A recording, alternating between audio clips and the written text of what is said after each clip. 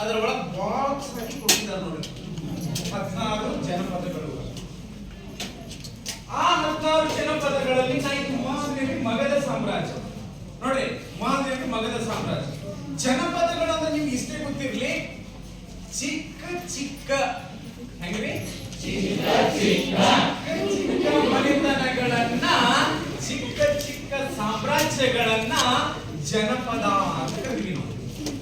ಚಿಕ್ಕ ಚಿಕ್ಕ ಸಾಮ್ರಾಜ್ಯಗಳನ್ನ ಏನಂತ ಕರಿತೀವಿ ನಾವು? ಜನಪದಗಳು. ಆ ಚಿಕ್ಕ ಚಿಕ್ಕ ಸಾಮ್ರಾಜ್ಯಗಳನ್ನ ತನ್ನ ಸಾಮ್ರಾಜ್ಯದ ಒಳಗೆ ವಿಲೀನಗೊಳಿಸಿಕೊಂಡು ಬೆಳೆದ ಸಾಮ್ರಾಜ್ಯಕ್ಕೆ ಏನಂತ ಕರಿತೀವಿ ಅಂದ್ರ ಮಹಾಜನಪದ ಅಂತ ಕರಿತೀವಿ. ಮಹಾಜನಪದ ಅಂದ್ರೆ ದೊಡ್ಡ ಸಾಮ್ರಾಜ್ಯ ಅಂತ. ಹಾಗಾಗಿ ಆ ಸಾಮ್ರಾಜ್ಯ ಒಂದು ಮಗಧ ಸಾಮ್ರಾಜ್ಯ.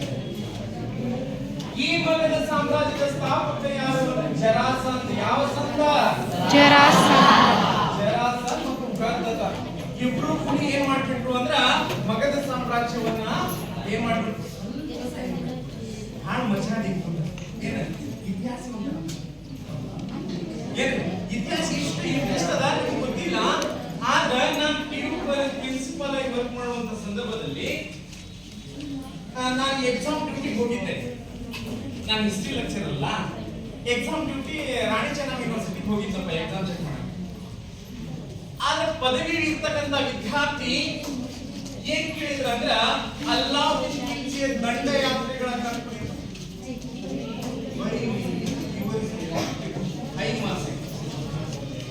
ಆ ವಿದ್ಯಾರ್ಥಿ ಹೆಂಗ್ ಬಂದಿದ ಗೊತ್ತೇ? ಅಲ್ಲಾವುದ್ದೀನ್ ಖಿಲ್ಜಿ ಕುದುರೆಯ ಮೇಲೆ ಹತ್ತಿ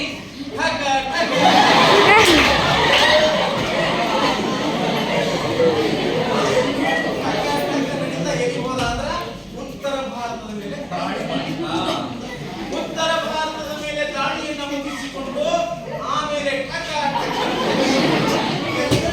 ದಕ್ಷಿಣ ಭಾರತದ ಮೇಲೆ ದಾಳಿ ಮಾಡಿದ.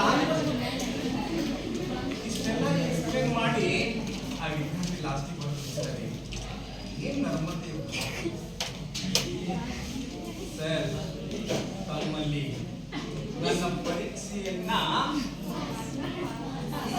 ನನ್ನ ಪರೀಕ್ಷೆಯನ್ನ ಚೆಕ್ ಮಾಡುವಂತ ಶಿಕ್ಷಕರಲ್ಲಿ ಪ್ರಥಮವಾಗಿ ವಿನಂತಿಯನ್ನು ಮಾಡ್ಕೋತೀನಿ.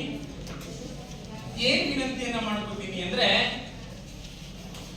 ನಿಮ್ಮ ಮಗನನ್ನು ತಿಳಿದುಕೊಂಡು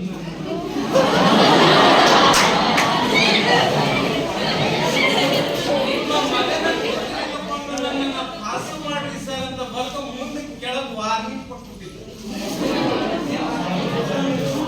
ಏನು ವಾರ್ನಿಂಗ್ ಕೊಟ್ಟಿದ್ದಾನಂದ್ರೆ, ಒಂದು ವೇಳೆ ನೀವು ನನ್ನನ್ನು ಪಾಸು ಮಾಡದೆ ಹೋದರೆ ನಿಮ್ಮ ಮಗನಂತೆ ತಿಳ್ಕುವಂತ ಹೇಳಿ ಪಾಸ್ ಮಾಡಿ ಎಂದಿದ್ದೆ.